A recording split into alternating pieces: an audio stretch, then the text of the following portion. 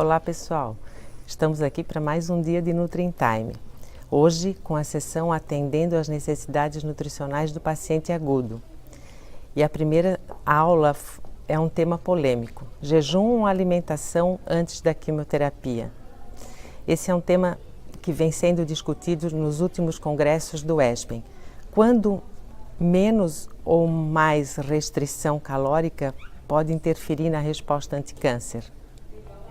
A teoria pode ser resumida em que dietas com 700 a 1000 calorias por 24, 48 ou até 72 horas depois da quimioterapia podem modular o ambiente celular, promovendo a apoptose de células malignas e, em alguns casos, protegendo células normais da ação da quimioterapia. O professor, um italiano, ele mostrou trabalhos in vitro com células de câncer de mama e trabalhos em animais, principalmente com melanoma e gliomas agressivos.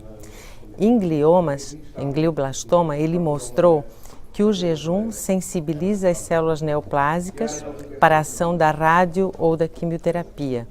Jejum, que quando eu falo jejum, fica subentendido que essa restrição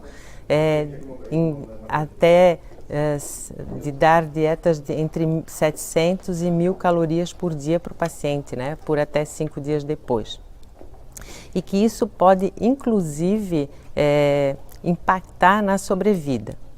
Ele mostrou um trabalho de quimioterapia, pacientes em quimioterapia com platino, onde a restrição calórica de até 72 horas após a infusão da quimioterapia pode trazer uma proteção às células normais aos danos da quimioterapia. Mas, o que a gente tem que pensar? E o que ele também deixou muito claro, que esses estudos são animais e que essa hipótese ela precisa ser confirmada em humanos. É uma questão, a gente não pode usar essa recomendação e traduzir essa recomendação para a prática, principalmente para pacientes desnutridos ou em risco de desnutrição, já que a perda de peso e principalmente a perda de massa magra estão associados com toxicidade e dose limitante de quimioterapia.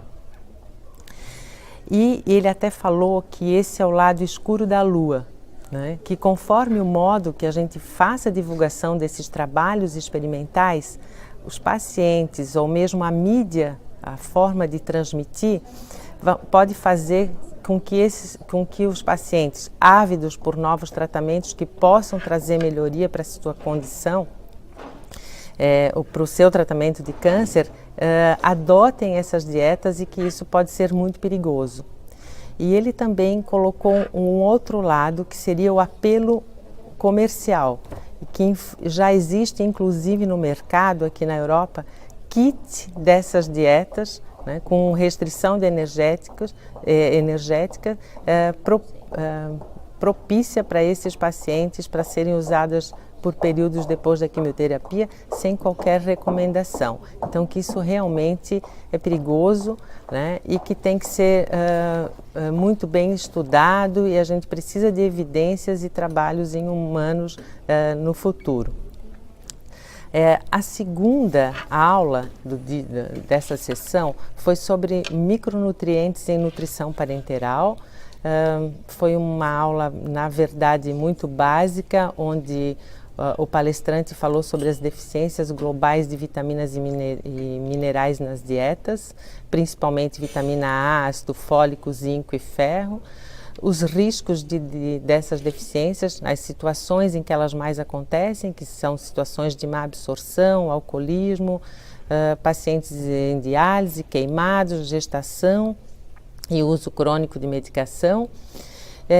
E resumindo, então, ele colocou que essas recomendações de vitaminas e minerais para parenteral, elas estão estabelecidas pelas várias sociedades em suas diretrizes, e aí citou o ESPEN 2009, o ASPEN 2012 e as diretrizes da Sociedade Australiana de Nutrição de 2016, que são as mais recentes.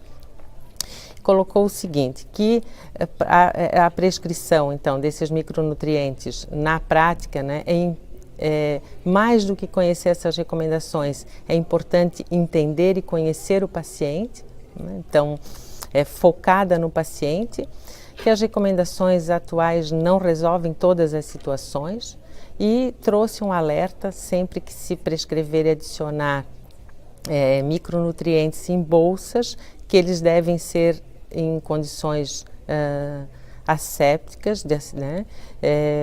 E que essas bolsas devem ser protegidas da luz para não haver degradação dos micronutrientes.